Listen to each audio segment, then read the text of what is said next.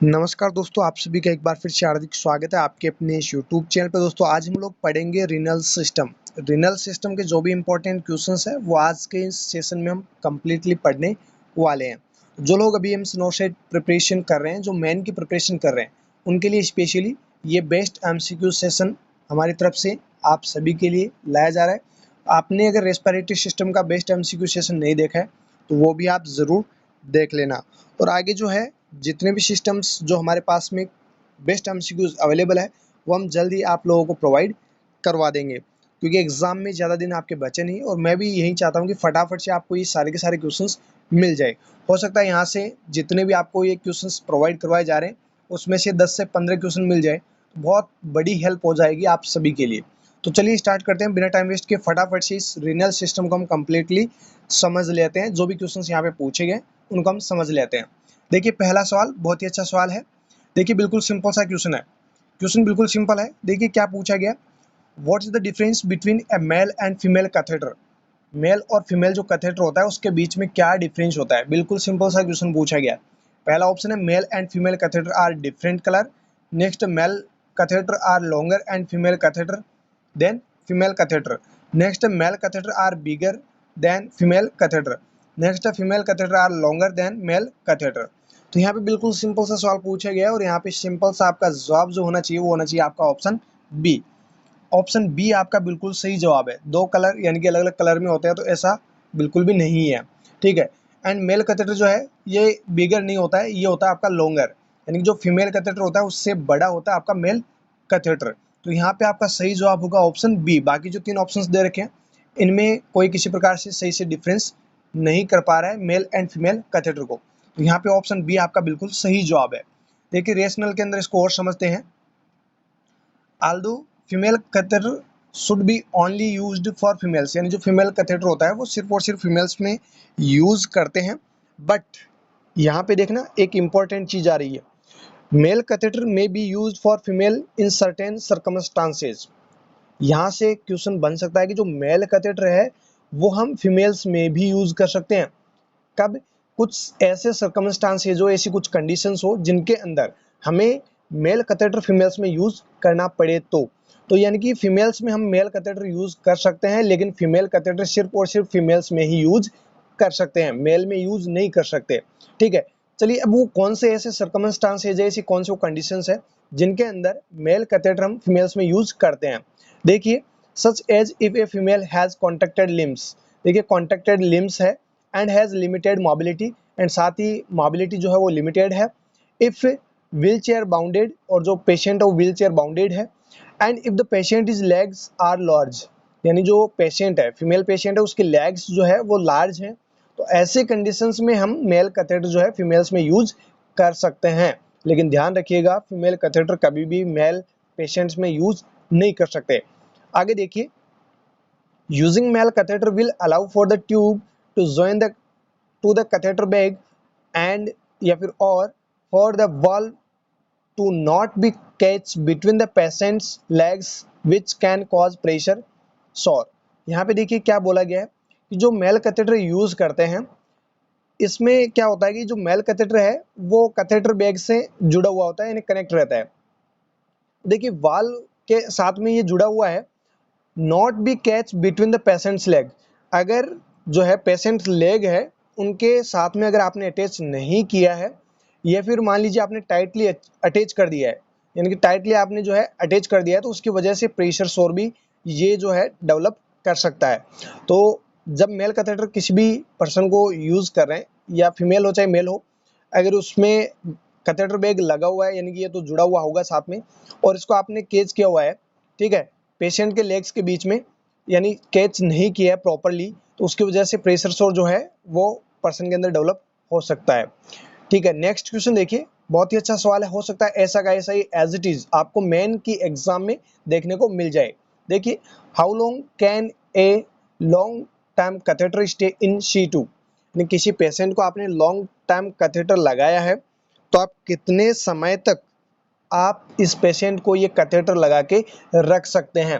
पहला ऑप्शन है आपका 4 वीक, नेक्स्ट ऑप्शन है आपका 7 वीक, नेक्स्ट है आपका 12 वीक, नेक्स्ट है 20 वीक। यहाँ पे जो आपका सही जवाब होगा वो होगा ऑप्शन सी 12 वीक। ऐसा क्वेश्चन अगर आपको पूछा जाता है तो आपका सही जवाब क्या होगा 12 वीक। बाकी कुछ कंडीशंस ऐसी है जिनमें इसको या फिर जो कैथेटर है वो अगर अलग अलग मटेरियल से बना हुआ होता है तो उसको उस हिसाब से जो है वो हम रख सकते हैं। लेकिन यहाँ पे जो क्वेश्चन पूछा गया है उसके हिसाब से आपको सही जवाब करना है 12 वीक, यानी ऑप्शन सी आपका बिल्कुल सही जवाब है। चलिए रेशनल में आपको और बता देते हैं। How long A catheter stay in C2 is determined by the material it is made from, यानी किस मटेरियल से बना हुआ है उसके हिसाब से हम कैथेटर को जो है कितने समय तक रख सकते हैं वो इस पे डिपेंड करता है इन किस मटेरियल से वो बना हुआ है। सो ऑलवेज रेफर ए मैन्युफैक्चरर गाइडलाइन, तो जो भी कंपनी इसको मैन्युफैक्चर कर रही है उसकी गाइडलाइन जो है उसको हमेशा देख लेना है। नेक्स्ट है द मटेरियल आर। अब देखिए यहाँ पे कुछ मटेरियल्स के नाम दे रखे हैं जिनसे कैथेटर बनाए जाते हैं। Uncoated latex, plastic PVC, silver hydrogel coated latex, next PTFE coated latex, next hydrogel coated latex, next hydrogel coated silicone, next silicone elastomer coated latex and all silicone and silver alloy coated for a catheter. तो यहाँ पे कुछ materials के नाम दे रखे हैं जिनसे catheters बनाए जाते हैं।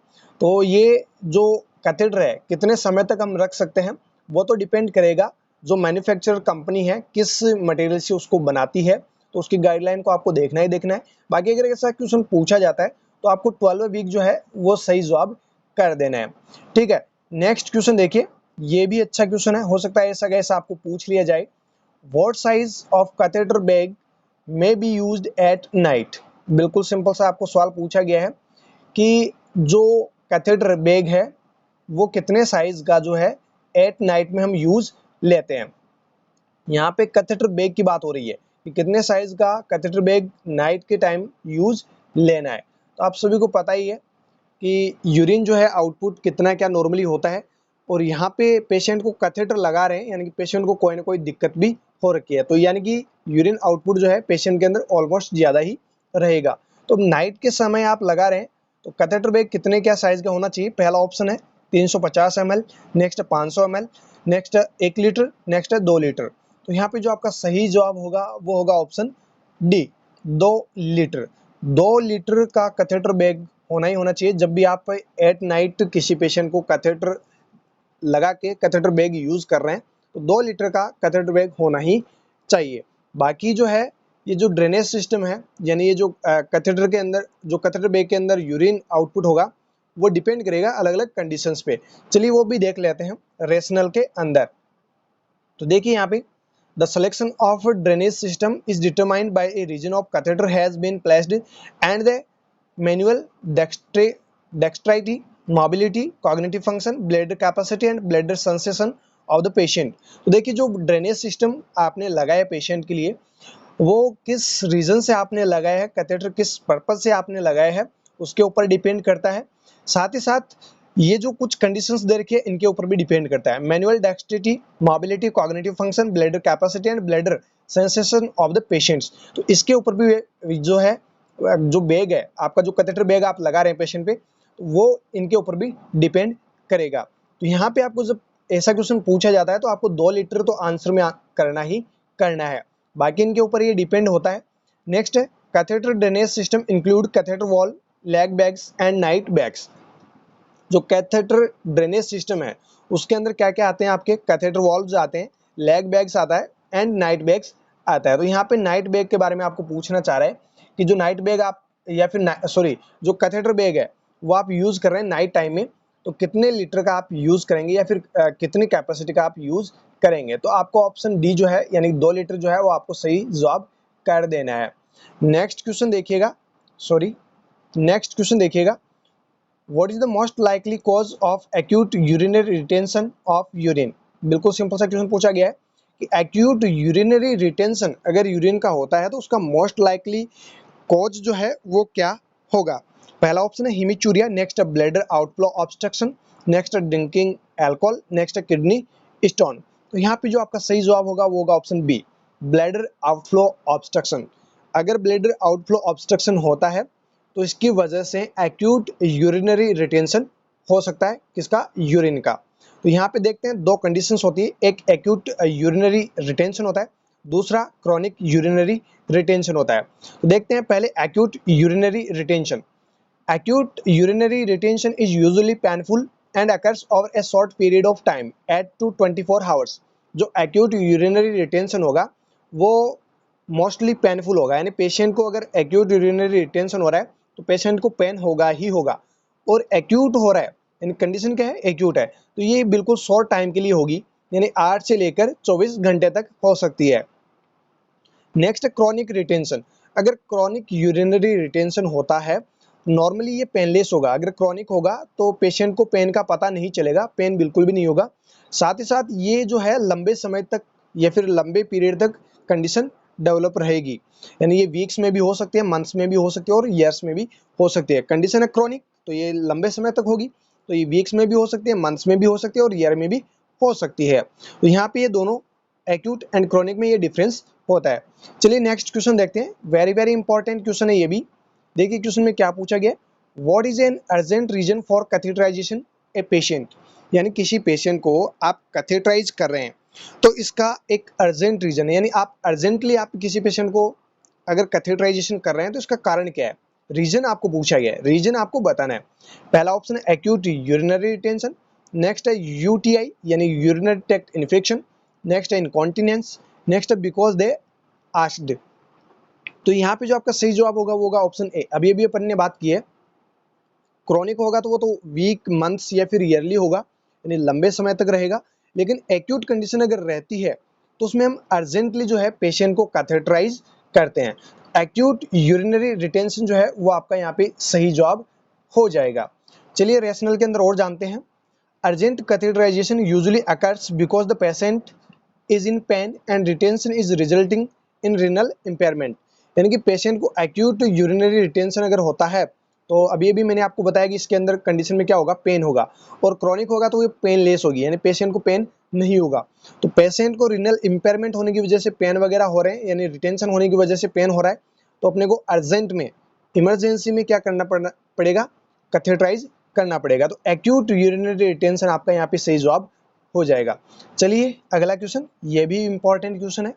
देखिए क्वेश्चन में क्या पूछा गया, which of the following would not be done before catheterisation. जब आप कैथेटराइजेशन कर रहे हैं तो उसके पहले आप ऐसा कौन सा वो काम है जो नहीं करना चाहेंगे, एज ए नर्सिंग ऑफिसर ऐसा कौन सा काम आप नहीं करना चाहेंगे कैथेटराइजेशन से पहले की बात हो रही है। पहला ऑप्शन है गेन पेशेंट कंसेंट, पेशेंट से आप कंसेंट लेंगे, बिल्कुल लेंगे, सही बात है, ये तो लेना ही लेना है पहले ही। Patient to be washed, patient को जो है आप वॉश करेंगे, ये भी सही बात है, बिल्कुल करेंगे। नेक्स्ट है expiry dates to be checked, expiry date जो है वो भी आप चेक करेंगे कैथेटर की, बिल्कुल सही बात है। Next ring patient next to kin, जो पेशेंट के रिश्तेदार है उनको आप रिंग करेंगे या फिर कॉल करेंगे और उनको आप बुलाएंगे। तो ये एक ऐसा काम है जो आपको नहीं करना है कैथेटराइजेशन से पहले, रिंग पेशेंट नेक्स्ट टू किन। बाकी जो आपके तीन ऑप्शंस है, तीनों के तीनों काम आपको बिफोर कैथेटराइजेशन करने होते हैं। और यहाँ पे यही तो आपको पूछना चाह रहे हैं कि कौन सा काम आप नहीं करेंगे, नॉट टू बी डन, ठीक है। तो यहाँ पे ऑप्शन डी आपका बिल्कुल सही जवाब है। Before catheterising it is imperative to gain patient consent but you do not need to call the next to kin। यानी कैथेटराइजेशन से पहले कैथेटराइज जब आप कर रहे हैं तो उससे पहले आपको जो है पेशेंट का कंसेंट तो लेना ही लेना है, लेकिन उसके किसी भी रिश्तेदार को कॉल करके बुलाने की जरूरत नहीं है। नेक्स्ट है it is important that check your equipment, जो इक्विपमेंट है वो आपको चेक करना है, ये भी इंपॉर्टेंट है। Washing the patient prior to catheterisation is not always necessary, यानी कि हमेशा ये मतलब जरूरी तो नहीं है, बट फिर भी इन्फेक्शन से बचाने के लिए पेशेंट को वॉश आउट करना भी जरूरी है, तो यहाँ पे ये भी सही होगा। नेक्स्ट है however should the metal area be contaminated with stolid, would be good practice to wash with soap and water prior to catheterization to reduce possibility of exposing patient to an obvious source of infection। देखिए यहाँ पे जो metal area है जो contaminated हो सकता है with stool की वजह से भी कंटामिनेटेड हो सकता है, तो यहाँ पे आपकी गुड प्रैक्टिस क्या रहेगी, एज ए नर्सिंग ऑफिसर यहाँ पे गुड प्रैक्टिस रहेगी कि इस एरिया को आपको क्या करना है, वॉश आउट करना है, किसके साथ में, वाटर एंड सॉप्स हैं, कैथेटराइजेशन से पहले, जिससे कि किसी प्रकार का कोई इन्फेक्शन वगैरह ना हो। तो यहाँ पे 3 आपको काम करने हैं। जो एक काम नहीं करना वो है आपका कि किसी भी रिश्तेदार को कॉल करके बुलाने की ज़रूरत नहीं है। ठीक है, तो ऑप्शन डी आपका यहाँ पे सही जवाब है। नेक्स्ट क्वेश्चन देखिएगा, why might you choose to use a silicone catheter. बिल्कुल सिंपल सा सवाल है कि आप सिलिकॉन कैथेटर क्यों चूज कर रहे हैं, क्या कारण है आप सिलिकॉन कैथेटर चूज कर रहे हैं किसी भी पेशेंट के लिए। तो पहला ऑप्शन है because the patient does not like that others. Next, because the patient is allergy to latex.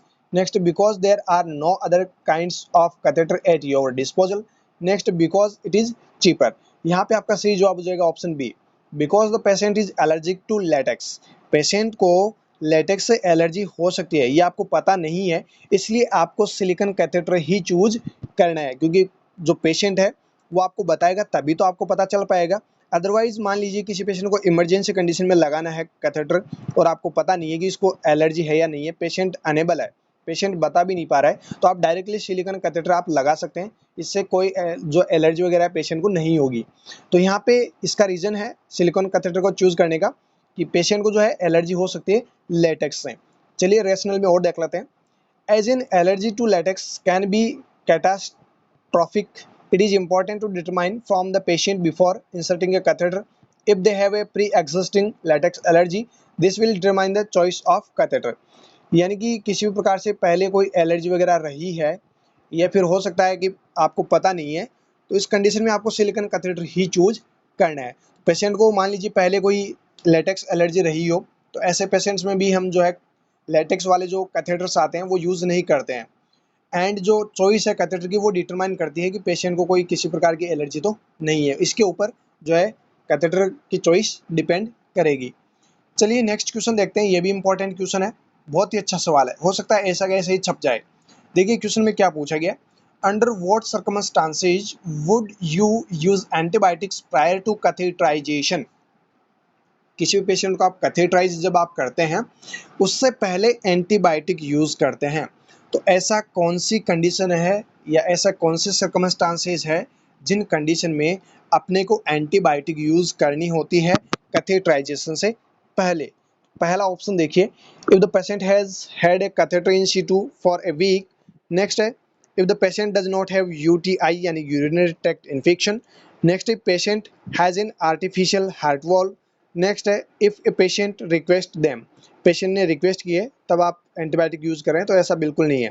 Patient request करता है तो आपको ऐसा कोई भी कदम नहीं उठाना है कि एंटीबायोटिक आप यूज़ करो। ठीक है, ऑप्शन ए भी गलत है, बी भी गलत है। यहाँ पे जो आपका सही जवाब है वो है ऑप्शन सी, यदि पेशेंट को आर्टिफिशियल हार्ट वॉल्व लगा हुआ है तो ऐसी कंडीशन में कैथेटराइजेशन से पहले आप क्या कर सकते हैं, एंटीबायोटिक यूज कर सकते हैं। ओके, तो ऑप्शन सी आपका यहाँ पे बिल्कुल सही जवाब है।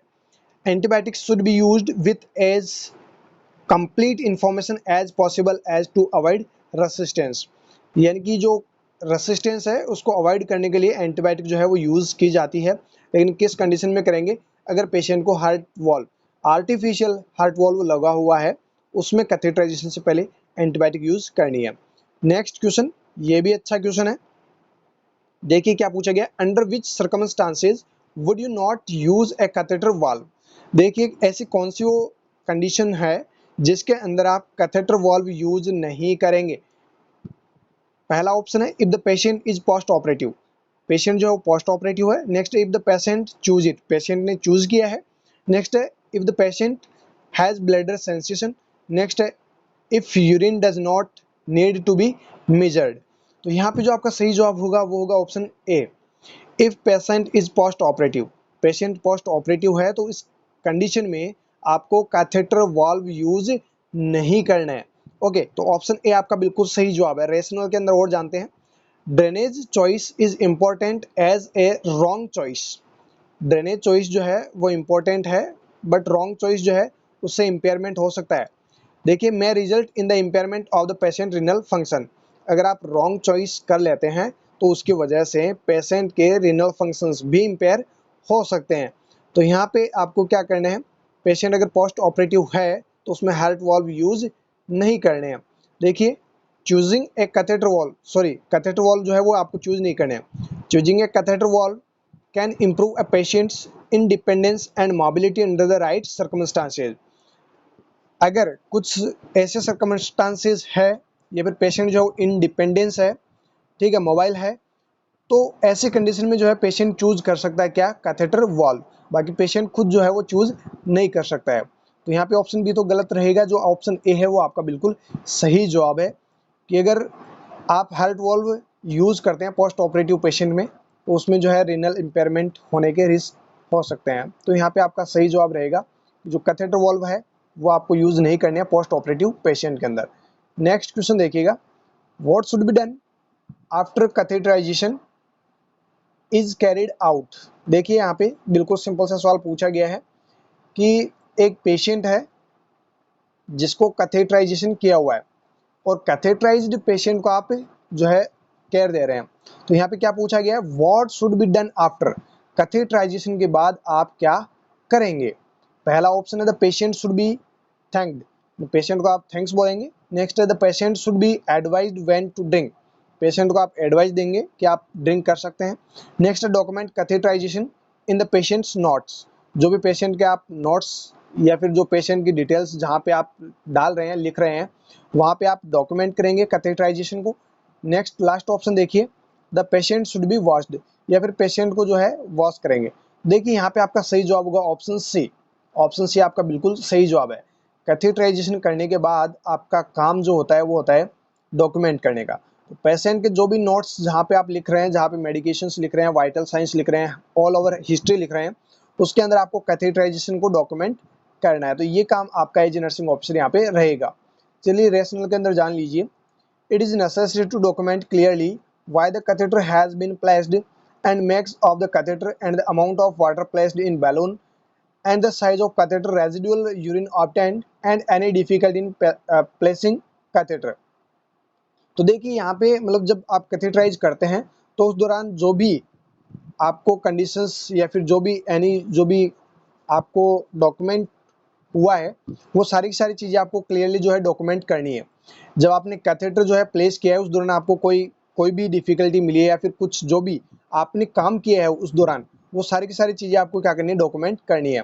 जैसे क्या क्या काम आपने किया होगा, देखिए मेक ए कैथेटर, कौन सा आपने कैथेटर लिया है वो आपको लिखना है वहाँ पे। Amount of water placed in balloon, balloon में कितना क्या वाटर जो है वो आपने डाला है वो आपको वहाँ पे डॉक्यूमेंट करना है। कौन सी साइज का कैथेटर आपने यूज़ किया है, कितना रेजिडुअल यूरिन जो है वो आपने ऑब्टेन किया था, एंड कोई डिफ़िकल्टी तो नहीं रही आपको कैथेटर डालने के दौरान, जो भी डिफ़िकल्टी वगैरह रही है तो ये सारी की सारी चीज़ें जो है वो आपको डॉक्यूमेंट करनी होती है। तो यहाँ पे डॉक्यूमेंटेशन आपको करना है।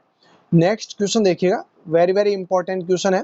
देखिए क्वेश्चन में क्या पूछा गया, why might you need to remove a urinary catheter, यानी कि यूरिनरी कैथेटर को रिमूव करने की क्या ज़रूरत पड़ी आपको, या फिर यूरिनरी कैथेटर को रिमूव करने की कहाँ ज़रूरत आपको है, या फिर क्या नीड है आपको। चलिए पहला ऑप्शन देखिए, if the catheter is blocked can not be unblocked. Next है to replace the urinary drainage system. Next because the patient family wants to catheter removed. Next है to prepare for surgery, surgery के लिए prepare कर रहे हैं तो catheter का कोई लेना देना नहीं है, यानी कि यूरिनरी कैथेटर आप लगा के रख सकते हैं। तो यहाँ पे ऑप्शन डी तो नहीं होगा।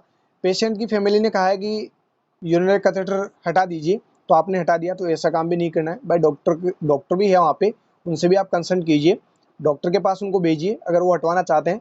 और डॉक्टर अगर आप बोलते हैं तो आप हटा सकते हैं।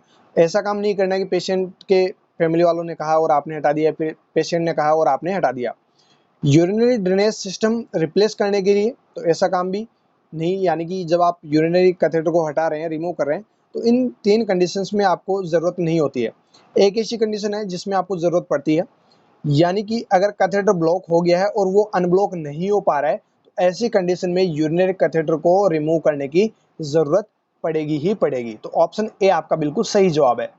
The reason for removing a urinary catheter is as important as the reason for inserting one, यानी कि जिस प्रकार से आपने यूरिनरी कैथेटर को इंसर्ट किया है उतना ही इम्पोर्टेंट है यूरिनरी कैथेटर को रिमूव करना। तो यहाँ पे कारण आपको बताया गया है कि अगर ब्लॉक हो गया है यूरिनरी कैथेटर और वो अनब्लॉक नहीं हो पा रहा है तो इसी कंडीशन में उसको हटाना ही पड़ेगा।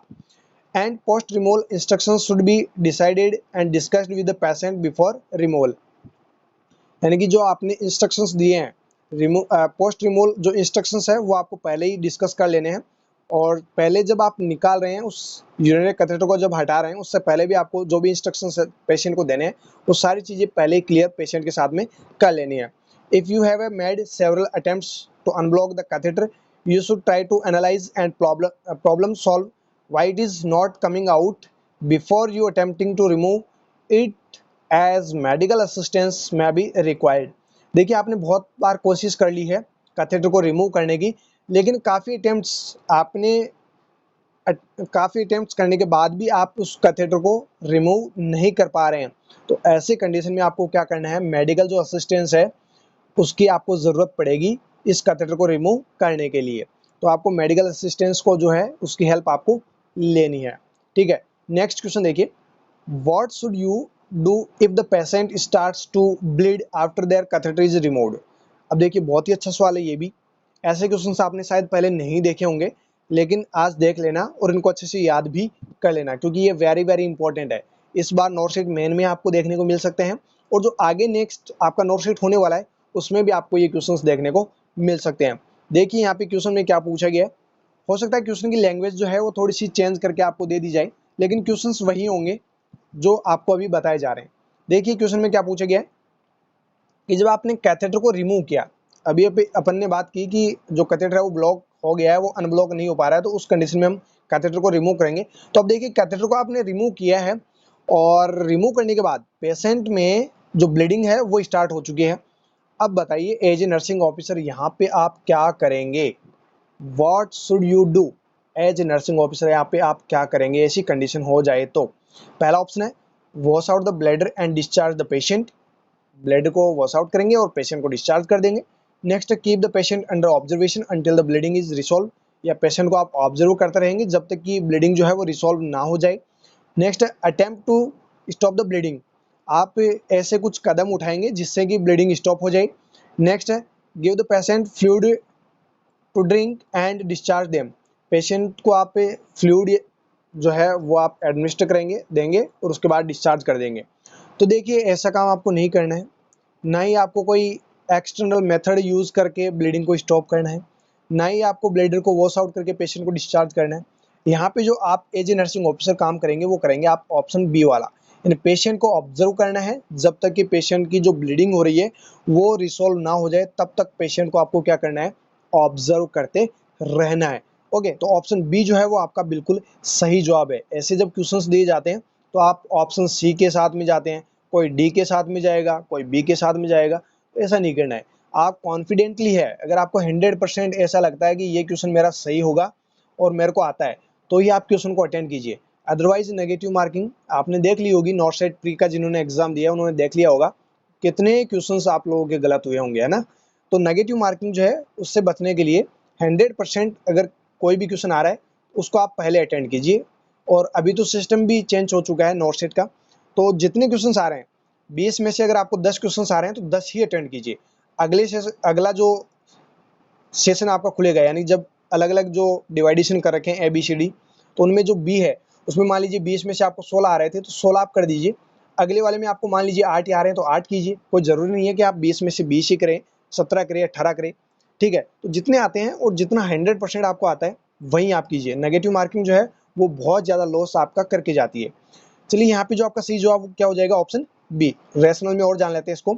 एनी ब्लीडिंग में लीड टू एनीमिया, क्योंकि पेशेंट को ब्लीडिंग होगी तो ब्लीडिंग की वजह से पेशेंट को क्या हो सकता है, एनीमिया हो सकता है। At the least and the complication associated with it could be catastrophic to the patient, और पेशेंट का कैथेटर को रिमूव किया है और आपने मान लीजिए अचानक से आपने पेशेंट की जब आप कैथेटर को रिमूव कर रहे हैं और आपने सडनली उसको खींच लिया तो पेशेंट को ब्लीडिंग हो सकती है, तो उस ब्लीडिंग को आपको क्या करना है, ऑब्जर्व करना है। ठीक है, तो यहाँ पे आपका सही जवाब होगा ऑप्शन बी, ऑब्जर्व करते रहना है जब तक ब्लीडिंग ठीक ना हो जाए। नेक्स्ट क्वेश्चन देखिएगा, ये भी इंपॉर्टेंट क्वेश्चन है। What should you do if you are unable to remove a catheter. देखिए यहाँ पे ये फिर से पूछना चाह रहा है कि कैथेटर रिमूव करने में आप अनेबल है, एज ए नर्सिंग ऑफिसर आपको रिमूव कैथेटर जो कैथेटर है उसको रिमूव करने के लिए कहा गया था और आप उसको रिमूव नहीं कर पाए, तो अब बताइए आप एज ए नर्सिंग ऑफिसर क्या करेंगे। चलिए ऑप्शन देखते हैं पहले। पहला ऑप्शन है carry out a bladder wash out, कि आप ब्लेडर को जो है वॉश आउट करेंगे। Try to remove it using a different approach, आप अलग अप्रोच यूज करके इसको रिमूव करने की कोशिश करेंगे। Next call for assistance, assistance को आप कॉल करेंगे, अभी अभी मैंने आपको ये बात बताई भी है। Next ask the patient if they have been suffering from constipation, या फिर आप पेशेंट को पूछेंगे कि आपको कोई कॉन्स्टिपेशन तो नहीं है। देखिए पेशेंट को कुछ भी नहीं पूछना है एंड आपको कोई अलग अलग मेथड यूज करके भी बाहर निकालने की कोशिश नहीं करनी है, नहीं जो है कैथेटर रिमूव नहीं हो पा रहा है, तो उसके लिए मैंने अभी अभी आपको बताया कि जो मेडिकल असिस्टेंस है या फिर जो आपका स्टाफ है उससे आपको हेल्प लेनी है। तो कॉल फॉर असिस्टेंस जो है वो आपका सही जवाब यहाँ पे हो जाएगा। अभी अभी अपन ने बात भी की है कि आपने बहुत बार अटेम्प्ट मतलब सेवरल अटेम्प्ट्स आपने किए हैं कैथेटर को रिमूव करने के लिए, लेकिन फिर भी आप रिमूव नहीं कर पा रहे हैं, तो आप मेडिकल स्टाफ को या फिर जो भी आपके वहाँ पे अवेलेबल है स्टाफ उसकी हेल्प लेके आप इसको रिमूव कर सकते हैं। कॉल फॉर असिस्टेंस आपका यहाँ पे सही जवाब हो जाएगा option C. Removing a catheter can cause short and long-term damage, including trauma to the urethra, bleeding, pain, and urethral strictures, and must not be underestimated. तो देखिए अगर बार बार अगर आप कैथेटर को रिमूव करने की कोशिश कर रहे हैं तो उसकी वजह से जो है क्या हो सकता है, पेशेंट को ट्रॉमा हो सकता है। यूरिथ्रा में ट्रॉमा होगा तो ब्लीडिंग भी हो सकती है, पेन भी हो सकता है एंड यूरिथ्रल स्ट्रक्चर्स भी बन सकते हैं। तो ऐसी कंडीशंस पेशेंट में ना डेवलप हो इसके लिए अपने को क्या करना है, जो भी मेडिकल स्टाफ है जो आपकी हेल्प कर सकता है उसको आप कॉल कीजिए। तो यहाँ पे आपको क्या करना है, असिस्टेंस को कॉल कर लेना है। नेक्स्ट क्वेश्चन देखिएगा, what can constipation lead to. देखिए क्वेश्चन में क्या पूछा गया है, सिंपल से ये पूछा गया है कि कॉन्स्टिपेशन का कारण क्या हो सकता है। पहला ऑप्शन है improved ability to pass urine, next है improved ability to pass stool, next है ब्लॉक्ड ड्रेनेज बैग, नेक्स्ट है रिटेंशन ऑफ यूरिन। देखिए यूरिन पास आउट जो है वो अच्छे से हो रहा है तो इससे क्या कॉन्स्टिपेशन हो सकता है, नहीं। अगर स्टूल जो है वो प्रॉपर पास आउट हो पा रहा है, ठीक है, तो क्या कॉन्स्टिपेशन होगा, नहीं। पास आउट नहीं हो पा रहा है उसकी वजह से तो कंडीशन डेवलप हो रही है कॉन्स्टिपेशन। अगर प्रॉपरली स्टूल पास आउट हो रहा है तो कॉन्स्टिपेशन होगा ही नहीं, ये तो नॉर्मल कंडीशन है। नेक्स्ट है blocked drainage bag, drainage bag block हो गया है तो इससे भी कोई लेना देना नहीं है। यहाँ पे आपका सही जवाब होगा ऑप्शन डी। अगर यूरिन रिटेंशन होता है तो इसकी वजह से पेशेंट्स में कॉन्स्टिपेशन हो सकता है। चलिए रेशनल में और जानते हैं इसको। देखिए although constipation does not necessary stop micturition, micturition stop होने से कॉन्स्टिपेशन नहीं जुड़ा हुआ है। It can impair the ability to pass urine and therefore should be resolved before and remove the catheter. Impair ability, urine pass out करने में ability जो होनी चाहिए नॉर्मली पेशेंट की वो इम्पेयर हो चुकी है, और एंड कैथेटर को लगाने से पहले एंड रिमूव करने से पहले जो है आपको ऐसी कंडीशंस देखने को मिल रही है, यानी यूरिन पास आउट प्रॉपर्ली नहीं कर पा रहा है, ऐसी कंडीशन से जो है पेशेंट में कॉन्स्टिपेशन हो सकता है। This type of potential problem emphasises the need to take a holistic approach when dealing the patients who have catheter in order to ensure all issues are addressed when considering removing a catheter। देखिए ऐसी अगर condition patient को develop होती है तो catheter तो उसको लगाना ही है, तो उसमें कुछ होलिस्टिक अप्रोच आपको यूज़ करने हैं and urine pass out properly अगर पेशेंट का होगा तो कॉन्स्टिपेशन की कंडीशन डेवलप नहीं होगी। तो यहाँ पे जो कॉन्स्टिपेशन का मेन कारण है वो क्या है, यूरिनरी रिटेंशन। ऑप्शन डी आपका यहाँ पे क्या हो जाएगा, ऑप्शन सही, ऑप्शन डी आपका सही जवाब है। नेक्स्ट क्वेश्चन देखिए, what is a urethral catheter. Urethral जो कैथेटर है वो क्या है, ये आपको सिंपल सा पूछा गया। A tube placed in the urethra to empty the bladder, next a tube design to empty the bowels, next a tube attached to a bag, next Foley catheter. तो यहाँ पे यूरिथ्रल कैथेटर के बारे में पूछा गया है, तो यहाँ पे आपका सही जवाब हो जाएगा ऑप्शन ए। एक प्रकार की ये ट्यूब है जो कि यूरिथ्रा के अंदर रखी जाती है, यानी प्लेस की जाती है एंड ब्लैडर को एम्प्टी किया जाता है। तो यहाँ पे ऑप्शन ए बिल्कुल सही जवाब है, ऑप्शन डी मत कर देना। फिर कह रहा हूँ आप फोलिक कैथेटर मत कर देना यूरिथ्रल कैथेटर को, ठीक है। यहाँ पे आपका सही जवाब होगा ऑप्शन ए, डी मत कर देना, डी करोगे तो आपका गलत जवाब हो जाएगा और माइनस मार्किंग हो जाएगी। Urethral catheter have been found in ancient civilization and have been made from such materials as reeds, bone, wood and silver। नहीं, जो यूरिथ्रल कैथेटर्स है वो इन मटेरियल से बनता है, रीड्स, बॉन, वुड, सिल्वर, और ये एक प्रकार की ट्यूब होती है जो कि प्लेस की जाती है यूरेथ्रा के अंदर एंड ब्लैडर को एम्प्टी किया जाता है। नेक्स्ट क्वेश्चन देखिएगा, what is a suprapubic catheter. बताइए भाई सुप्राप्यूबिक कैथेटर से आप क्या जानते हैं। तो यहाँ पे पहला ऑप्शन देखिए, ये बहुत ही अच्छा सवाल है। पहला ऑप्शन है tube design to be placed into the pubic symphysis. Next है the tube design to be placed in the abdomen. Next है फॉलेक कैथेटर। नेक्स्ट है catheter used to empty the bladder placed above the suprapubic bone. तो यहाँ पे जैसा नाम वैसा काम, बात आपकी हो रही है यहाँ पे सुप्राप्यूबिक कैथेटर की। तो यहाँ पे एक ही ऐसा ऑप्शन है जिसमें सुप्राप्यूबिक का नाम आया है, बाकी किसी में नहीं है ऐसा। चलिए यहाँ पे ऑप्शन डी जो है वो आपका बिल्कुल सही जवाब हो जाएगा। कैथेटर जो है वो यूज करते हैं ब्लैडर को एम्प्टी करने के लिए, लेकिन ये जो कैथेटर हम यूज करेंगे यानी कि प्लेस करेंगे वो कहाँ से करेंगे, सुप्राप्यूबिक बोन के अबव। सुप्राप्यूबिक जो बोन होती है उसके जस्ट अबव से हम जो है इस कैथेटर को इंसर्ट करेंगे। तो यहाँ पे ऑप्शन डी जो है वो आपका बिल्कुल सही जवाब है।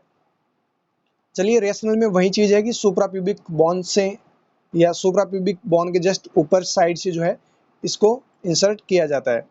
नेक्स्ट क्वेश्चन देखिए, what happen if A suprapubic catheter is not replaced with in 20 minute. देखिए बहुत ही अच्छा सवाल है, ये सवाल आपको पूछा जा सकता है एज इट इज। क्या होगा अगर सुप्राप्यूबिक कैथेटर को आप 20 मिनट के अंदर अंदर रिप्लेस नहीं कर पाए तो। पहला ऑप्शन है द पेशेंट ब्लैडर में ब्रस्ट। नेक्स्ट है a patient will be in pain. Next है the catheter will become infected. Next है द सुप्राप्यूबिक वुंड साइट में क्लोज। तो यहाँ पे आपका सही जवाब होगा ऑप्शन डी, कि अगर आप सुप्राप्यूबिक कैथेटर को विद इन 20 मिनट रिप्लेस नहीं कर पाए तो इसकी वजह से क्या हो सकता है, ये आपको पूछा गया है। तो यहाँ पे क्या होगा, सुप्राप्यूबिक जो वुंड्स है वो साइट क्या हो जाएगी, क्लोज हो जाएगी। तो यहाँ पे ऑप्शन डी जो है वो आपका बिल्कुल सही जवाब है। चलिए रेशनल में और देख लेते हैं।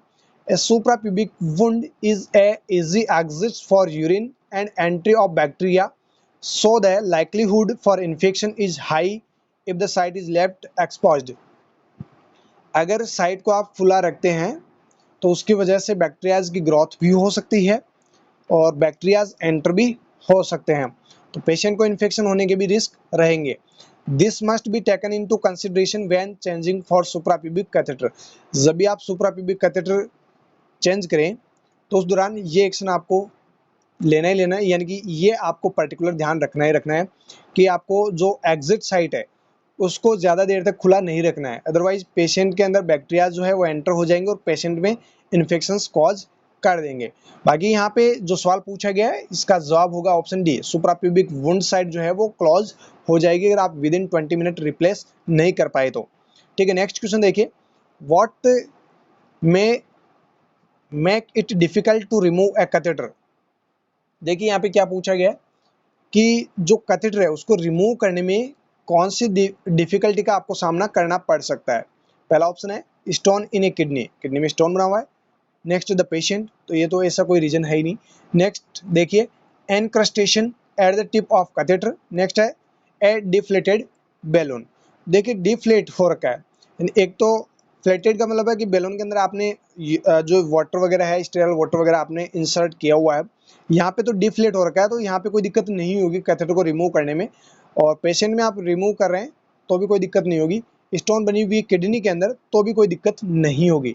लेकिन दिक्कत कब होगी, जब आप कैथेटर को रिमूव करेंगे। तो ऐसी कंडीशन अगर डेवलप हो जाए, कैथेटर के टिप पे अगर एनक्रस्टेशन हो जाए तो फिर आपको क्या हो सकती है, कैथेटर रिमूव में दिक्कत यानी डिफिकल्टी हो सकती है। एनक्रस्टेशन कैन हैपन और short periods of time as well as if the catheter is left in too long. अगर कैथेटर को लंबे समय तक अपन लगा के रखते हैं किसी पेशेंट में तो एनक्रस्टेशन हो सकता है, और एनक्रस्टेशन हो गया तो कैथेटर को रिमूव करने में डिफिकल्टी आपको जरूर होगी। This depends on the state of the urine. और ये जो एनक्रस्टेशन हो रहा है ये डिपेंड्स करता है किस पे, यूरिन की कुछ स्टेट्स पे। देखिए कौन कौन सी वो स्टेट्स है, यानी यूरिन अगर कंसनट्रेटेड है या फिर फुल ऑफ डेब्रीज से यूरिन के अंदर प्रेजेंट है, या फिर इन्फेक्टेड है, या फिर हाई कैल्शियम ऑक्सलेट और अदर स्टोन फॉर्मिंग डिपॉजिट्स अगर हो रखे हैं, ऐसे कंडीशंस में भी जो है पेशेंट से अगर कैथेटर को रिमूव करेंगे तो थोड़ी सी आपको डिफिकल्टी जरूर होगी, यानी कि इस कंडीशन में डिफिकल्टी होगी ही होगी। तो एनक्रस्टेशन अगर टिप कैथेटर पे लगा हुआ है या फिर हो रखा है तो आपको डिफिकल्टी जरूर होगी। तो ऑप्शन सी आपका सही जवाब है। नेक्स्ट क्वेश्चन देखिए, बहुत ही अच्छा सवाल, वेरी वेरी इंपॉर्टेंट। जितने स्टार मार्क आप लगाना चाहो लगा लेना, हो सकता है इस एग्जाम में आपको पूछ लिया जाए या नेक्स्ट एग्जाम में एज इट इज ये क्वेश्चन छप जाए। एक पेशेंट है, 67 साल उस पेशेंट की उम्र हो चुकी है। अब देखिए आगे की कहानी। 3 hours post transurethral resection of prostate with irrigation has a blocked catheter, which solution should be used for complete bladder wash out. देखिए पेशेंट आपके पास में 67 साल का है, 3 घंटे हो चुके हैं पोस्ट ट्रांसयूरेथ्रल रिसेक्शन पेशेंट की किए हुए, ठीक है। तो प्रोस्टेट का जो है पेशेंट में पोस्ट ट्रांसयूरेथ्रल रिसेक्शन किया हुआ है एंड आपको इरिगेशन करना है, कैथेटर जो है ब्लॉक ना हो उसके लिए आपको क्या करना है, इरिगेशन करना है। तो इरिगेशन जब आप करेंगे, ब्लेडर को आप वॉश आउट करेंगे, तो कौन सा सॉल्यूशन आप यूज करेंगे, वेरी वेरी इंपॉर्टेंट क्वेश्चन है। पहला ऑप्शन है सॉल्यूशन आर, नेक्स्ट है नॉर्मल सेलाइन, नेक्स्ट है सॉल्यूशन जी, नेक्स्ट है एनी ऑफ द अबव। यानी solution R, solution G and any of the above, या फिर आप इनमें से कोई भी यूज कर सकते हैं। देखिए option A C and D तीनों ही नहीं है, यहाँ पे आपका सही जवाब हो जाएगा ऑप्शन बी, नॉर्मल सेलाइन अपने को यहाँ पे क्या करना है, यूज करना है, ठीक है। तो ऑप्शन बी आपका सही जवाब है। देखिए नॉर्मल सेलाइन क्यों यूज करते हैं, ताकि जो फ्लूइड एंड जो इलेक्ट्रोलाइट बैलेंस है वो बॉडी के मेंटेनेंस रहे, ना ही किसी प्रकार से कोई अल्टरेशन हो, है ना। Normal saline is a isotonic so does not alter the body fluid and electrolyte balance, so large volume can be used with no detrimental effect to the patient. The solution simply improves the environment of the long-term involving catheter by reducing debris, thereby reducing catheter blockage। देखिए जो NS आप use कर रहे हैं, NS use करेंगे तो इससे क्या होगा, एक तो किसी प्रकार से जो भी बॉडी के फ्लूइड्स है या फिर जो इलेक्ट्रोलाइट बैलेंस है वो अल्टर्ड नहीं होंगे, किसी प्रकार से उनमें कोई अल्ट्रेशन नहीं होगा। साथ ही साथ जब आप इनवेलिंग कैथेटर को आप क्या करेंगे, लंबे समय तक किसी पेशेंट को लगा हुआ है और उसमें आप जो है एनएस से आप उसको डेली क्लियर कर रहे हैं, तो उससे जो भी डैब्रीज वगैरह होगी वो नहीं होगी उसके अंदर, और ब्लॉकेज होने के रिस्क भी क्या हो जाएंगे, कम हो जाएंगे। तो यहाँ पे एनएस यानी नॉर्मल सेलाइन आपको यूज करना है। नेक्स्ट क्वेश्चन देखिए, bladder wash out solution should be. अब देखिए आपको ये तो पता चल गया कि जो एनएस है वो आपको यूज लेना है, लेकिन यहाँ पे ये पूछ लिया गया कि जब आप ब्लैडर वॉश आउट करेंगे तो वो सॉल्यूशन कैसा होना चाहिए, वार्म यानी गर्म होना चाहिए, कॉल्ड यानी ठंडा होना चाहिए, या फिर रेफ्रिजरेटेड और ज़्यादा ठंडा होना चाहिए, या फिर रूम टेम्परेचर जितना ये जो सॉल्यूशन आप यूज़ कर रहे हैं वो होना चाहिए। तो यहाँ पे आपका सही जवाब हो जाएगा ऑप्शन डी, रूम टेम्परेचर जितना होता है उतना टेम्परेचर उस सॉल्यूशन का होना चाहिए जिससे आप ब्लैडर को वॉश आउट करें, यानी एनएस का ये यानी रूम टेम्परेचर जितना टेम्परेचर तो होना ही होना चाहिए। तो चलिए रैशनल के अंदर और जानते हैं। The act of bladder washout can cause bladder spasm by the movement of fluid into the bladder and movement of the catheter in the bladder. When carrying out washout, an inappropriate choice of temperature could cause spasm and discomfort. यानी patient में जब आप wash out कर रहे हैं तो NS का जो टेम्परेचर है वो रूम टेम्परेचर पे रहना ही रहना चाहिए, अदरवाइज अगर ज़्यादा या फिर कम इसका टेम्परेचर होता है तो इसकी वजह से स्पाज्म एंड डिस्कम्फर्ट होने के रिस्क ज़्यादा होते हैं। तो इन रिस्क से बचाने के लिए पेशेंट के अंदर जब भी आप वॉश आउट करेंगे तो एनएस का जो टेम्परेचर है वो रूम टेम्परेचर पे सिमिलर होना चाहिए। नेक्स्ट क्वेश्चन देखिए, why would you need to carry out a bladder wash out for a patient at home. देखिए क्वेश्चन में क्या पूछा गया है कि घर पे आप किसी पेशेंट के ब्लैडर वॉश आउट कर रहे हैं, तो घर पे ब्लैडर वॉश आउट करने की जरूरत क्यों पड़ी। पहला ऑप्शन है when their urine is clear, urine जो है वो क्लियर आ रहा है, तो ऐसा कोई ज़रूरी नहीं है, क्लियर आ रहा है तो इसमें तो ब्लड वॉश आउट करने की ज़रूरत ही नहीं है। Next catheter is blocked, catheter block हो गया तो ऐसी कंडीशन में जरूर अपने को क्या करना है, ब्लड को वॉश आउट करना है। Catheter is bypassing, next catheter is dirty, तो ऐसी कंडीशन में यहाँ पे वॉश आउट करने की ज़रूरत नहीं है। अगर घर पे किसी पेशेंट को कैथेटर लगा हुआ है और ब्लैडर को वॉश आउट करने की जरूरत क्यों पड़ रही है, ताकि कैथेटर जो है वो ब्लॉक ना हो, तो ऑप्शन बी आपका यहाँ पे बिल्कुल सही जवाब है। Bladder spasm can result in pain and feeling of wanting to pass urine and it can cause urine to bypass around catheter. It can be caused by internal and external catheter blockage or movement of the catheter against the trigone of the bladder. तो देखिए जो bladder spasm होगा तो उसकी वजह से pen भी हो सकता है, पेशेंट को ऐसा लगेगा बार बार यूरिन पास आउट हो रहा है, एंड यूरिन बाईपास जो है वो कैथेटर के चारों तरफ से जो है वो होता रहेगा।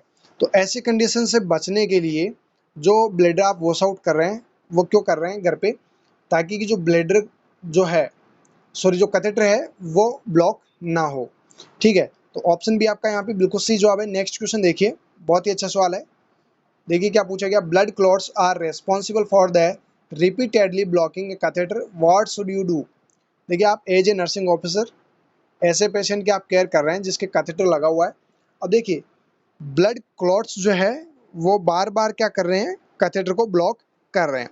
तो ऐसी कंडीशन में आप एज ए नर्सिंग ऑफिसर क्या करेंगे, call for help, next inform medical staff, next inform the patient, next remove the catheter and catheterise. तो यहाँ पे आपका सही जवाब होगा ऑप्शन बी, आपको मेडिकल स्टाफ को इन्फॉर्म करना है। ऐसी कंडीशन अगर बार बार हो रही है तो मेडिकल स्टाफ को आपको क्या करना है, इन्फॉर्म करना है। तो ऑप्शन बी आपका यहाँ पे बिल्कुल सही जवाब है। Knowing when to inform the medical staff can prevent condition from worsening. Do not be afraid to ask for help or advice. यानी कि जब आप मेडिकल स्टाफ से कोई भी हेल्प या फिर एडवाइस ले रहे हैं तो इसके लिए आपको डरना नहीं है कि क्या ऐसा आप सोचने लगे कि मेडिकल स्टाफ जो है ये मेरे बारे में क्या सोचेगा कि मेरे को ये आता नहीं है ना, इसलिए मेरे को ये पूछना पड़ रहा है। तो ऐसा डरना बिल्कुल भी नहीं है, मेडिकल स्टाफ से आपको जो है इन्फॉर्म जरूर कर देना है। नेक्स्ट क्वेश्चन देखिएगा, बहुत ही अच्छा सवाल है। If a catheter resist all attempts to unblock it and you are unable to remove it, what should you do. देखिए क्वेश्चन में क्या पूछा गया, कैथेटर जो है वो रेसिस्ट हो चुका है, जितनी बार आपने अटेम्प्ट किए वो अनब्लॉक ही रहा, यानी कि वो अनब्लॉक नहीं हो पाया। And you are unable to remove, और उसको आप रिमूव करने में भी क्या है, अनेबल है, यानी उसको रिमूव भी नहीं कर पा रहे हैं। तो आप यहाँ पे क्या करेंगे, एज ए नर्सिंग ऑफिसर क्या करेंगे। ये फिर से क्वेश्चन आ चुका है, कोई बात नहीं, तरीका अलग है थोड़ा सा। यहाँ पे देखिए पहला है try harder to remove it, आप और कोशिश करेंगे कि इसको खींच के कैसे भी निकाल ले, तो ऐसा काम नहीं करना है, ठीक है। Next try harder to unblock it, आप ऐसी कोशिश करेंगे कि कैथेटर को आप क्या कर दे, अनब्लॉक कर दे। जितना आप मतलब प्रेशर से आप कुछ काम करना चाहिए ऐसा काम आप कर सकते हैं, तो ऐसा काम भी नहीं करना है। नेक्स्ट है leave it unit next time, अगले समय नेक्स्ट टाइम आप जो है यूनिट को लीव कर देंगे, यानी इस यूनिट में आप जाएंगे ही नहीं, तो ऐसा भी आपको नहीं करना है।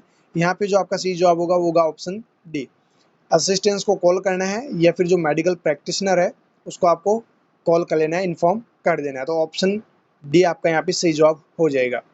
Catheter can be blocked and seems blocked when the blood spasm, blood spasm होगा, ब्लॉक होगा तो सीधी सी बात है कैथेटर। नेक्स्ट है it is important to determine their catheter is in indeed blocked, if it is still blocked medical assistance should be sought। यानी कि जो एमओ है या फिर यहाँ पे जो मेडिकल असिस्टेंस लगा हुआ है उसको आपको इन्फॉर्म कर लेना है अगर आपसे कैथेटर रिमूव आउट नहीं हो पा रहा है या फिर अनब्लॉक नहीं हो पा रहा है तो।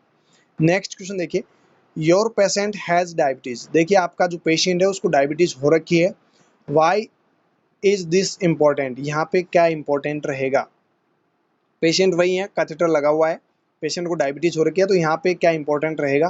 पहला है these patient are more likely to bleed, next है these patients are more likely to get UTI if their blood sugar is unstable, next है these patients are more likely to have clear urine, next है these patients are less likely to have catheter encrustation. यहाँ पे जो आपका सही जवाब होगा वो होगा ऑप्शन बी, पेशेंट डायबिटीज़ का है तो इस पेशेंट में क्या हो सकता है, these patient are more likely to get UTI, diabetes का पेशेंट है तो सीधी सी बात है बैक्टीरियाज को क्या चाहिए, शुगर चाहिए। पेशेंट में डायबिटीज़ तो शुगर ऑलरेडी बढ़ा हुआ है तो बैक्टीरियाज ज़्यादा पनपेंगे, बैक्टीरियाज अगर ज़्यादा बढ़ेंगे या फिर ग्रोथ ज़्यादा होगी तो सीधी सी बात है पेशेंट को क्या हो सकता है, यूटीआई, किसकी वजह से, ब्लड शुगर अनस्टेबल होने की वजह से। तो ये कंडीशन उस पेशेंट के अंदर देखने को मिल सकती है, तो ऑप्शन बी आप ही आपका बिल्कुल सही जवाब है।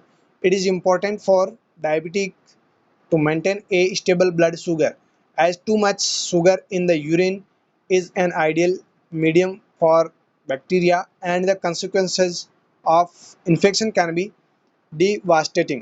देखिए यहाँ पे वही बात है कि अगर ब्लड शुगर लेवल बढ़ा हुआ है और यूरिन के अंदर भी अगर शुगर लेवल बढ़ा हुआ है, सीधी सी बात है बैक्टीरियाज को खाने के लिए भोजन मिल पा रहा है बैक्टीरियाज जो है यहाँ पे ग्रो ज़्यादा करेंगे तो पेशेंट को इन्फेक्शन हो सकता है।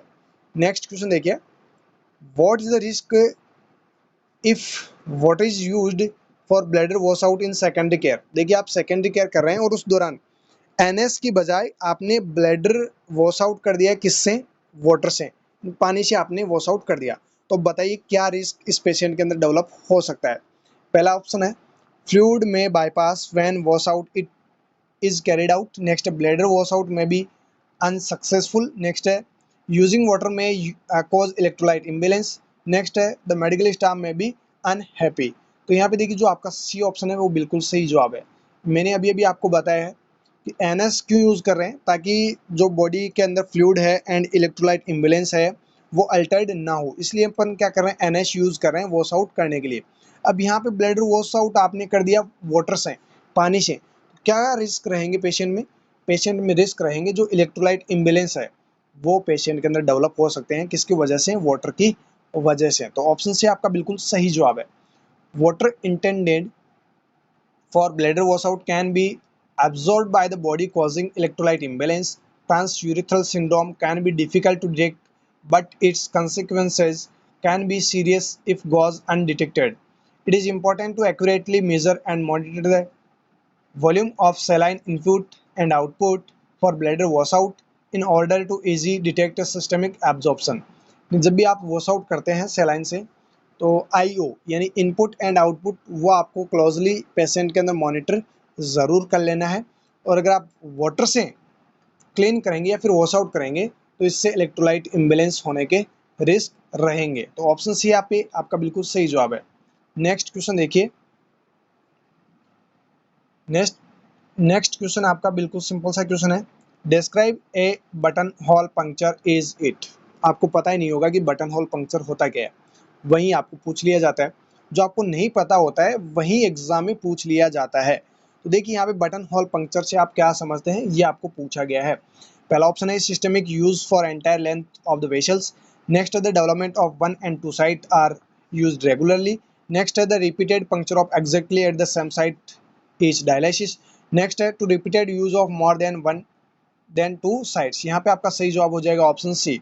अगर बार बार डायलिसिस कर रहे हैं, जब भी प्रत्येक डायलिसिस के दौरान एक ही जगह पे अगर बार बार आप पंक्चर कर रहे हैं, वो कंडीशन आपकी कहलाती है बटन हॉल पंक्चर। याद रख लीजिएगा, हो सकता है आपको एग्जाम में ऐसा कैसा क्वेश्चन मिल जाए। जब हीमोडायलिसिस एवी फिस्टुलाज के थ्रू हीमोडायलिसिस जब किया जाता है तो निडलिंग टेक्निक यूज की जाती है, वो होती है आपकी बटन होल आपकी पंक्चर कहलाएगी। ठीक है, बार बार जब आप एक ही जगह से करेंगे वो बटन होल पंक्चर कहलाएगी। नेक्स्ट क्वेश्चन देखिए, which serum biochemistry would the use assess patient monthly baseline observation. एक पेशेंट है जो कि रेनल फेलियर का हो सकता है, ठीक है, क्योंकि रेनल सिस्टम की बात करें तो यहाँ पे रेनल सिस्टम से रिलेटेड ही पेशेंट को जो है डिजीज कंडीशन हो रही है, उसकी सीरम बायोकेमिस्ट्री आप चेक कर रहे हैं। पेशेंट मंथली आपके पास में चेकअप के लिए आया है, तो कौन से बेसलाइन ऑब्जर्वेशन आप चेक करेंगे? पहला glucose, next sodium, potassium, urea, creatinine, haemoglobin and ferritin. Next है सोडियम, पोटेशियम, एल्बुमिन। नेक्स्ट है urea, haemoglobin, sodium and potassium, creatinine. तो यहाँ पे आपका सही जवाब हो जाएगा ऑप्शन बी, सोडियम आप चेक करेंगे, potassium, urea, creatinine, haemoglobin and ferritin, ये आपको ऑब्जर्वेशन करना है। असेसमेंट ऑफ रिनल फंक्शन, यानी जो भी रिनल फंक्शन टेस्ट है वो आप जब आप कर रहे हैं तो आपको सीरम बायोकेमिस्ट्री चेक करनी है। ठीक है, तो ये सारी चीज़ें आपको ऑप्शन बी में जो दे रखी है वो आपको चेक करनी है। नेक्स्ट क्वेश्चन देखिए, डिस्क्राइब द टर्म ऑस्मोसिस। यहाँ पे बिल्कुल सिंपल सा सवाल पूछा गया है कि ऑस्मोसिस से आप क्या समझते हैं, या फिर ऑस्मोसिस की कौन सी एक डेफिनेशन है जो सही है। ऑप्शंस आप पढ़ लीजिए, ये सेम आपको ऑप्शंस मिलेंगे यहाँ पे, मतलब देखने को मिलेंगे, लेकिन थोड़ी सी डिफरेंट लैंग्वेज इनकी है। यहाँ पे जो आपको सही जवाब करना है वो करना है ऑप्शन सी।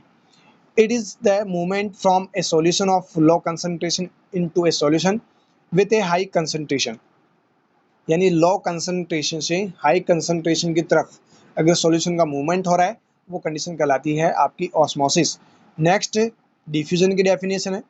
ठीक है, डिफ्यूजन की डेफिनेशन आपको पूछी गई है, तो डिफ्यूजन की डेफिनेशन आपको यहाँ पे बतानी है। ऑप्शंस आपके सामने हैं, यहाँ पे जो ऑप्शन फर्स्ट है वो बिल्कुल सही जवाब है, बाकी ऑप्शंस आप पढ़ लेना। कि जो भी मूवमेंट होगा वो कहाँ की तरफ होगा, हाई कंसंट्रेशन से लो कंसंट्रेशन की तरफ होगा। जो मूवमेंट होगा वो किस तरफ से होगा, हाई से लो की तरफ, वो आपकी डेफिनेशन कहलाएगी डिफ्यूजन की। ठीक है, तो ऑप्शन ए आपका बिल्कुल सही जवाब है। नेक्स्ट एंड लास्ट सवाल, नेक्स्ट अपन जो सेशन होगा उसके अंदर नेक्स्ट सिस्टम देखेंगे। जो भी इंपॉर्टेंट क्वेश्चंस है वो फास्टली अपन लोग सॉल्व कर लेंगे, जितने हो सकते हैं उतने क्वेश्चंस मैं आप लोगों को प्रोवाइड जरूर करवा दूंगा। देखिए क्या क्वेश्चन पूछा गया, what is an indication of renal replacement therapy, यानी आरआरटी का क्या इंडिकेशन है, यानी renal replacement therapy, RRT short form है। पहला ऑप्शन देखिए अनकंट्रोल्ड हाइपरकैलेमिया, नेक्स्ट कार्डियोवैस्कुलर डिजीज, नेक्स्ट हाइपरटेंशन, नेक्स्ट ग्रोथ रिटार्डेशन। यहाँ पे आपका सही जवाब हो जाएगा ऑप्शन ए। आरआरटी का इंडिकेशन है अनकंट्रोल्ड हाइपरकैलेमिया।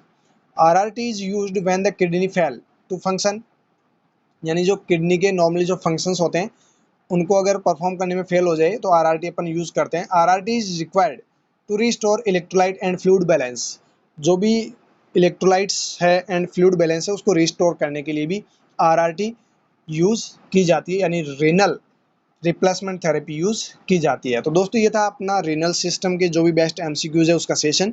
नेक्स्ट अपन नेक्स्ट सिस्टम देखेंगे और एक सेशन ऐसा भी होगा जिसमें बहुत सारे जो फंडामेंटल के क्वेश्चंस है वो सारे के सारे हम कवर कर लेंगे, जो भी नॉर्सेट में पूछे भी गए हैं और जो आगे आपको जो मेन है उसमें पूछे भी जा सकते हैं। कोशिश करेंगे जल्दी जल्दी वो आप लोगों को प्रोवाइड करवा दें। तो फिर मिलते हैं दोस्तों नए वीडियो के साथ, तब तक आप हमारे साथ बने रहिएगा। Thank you so very much.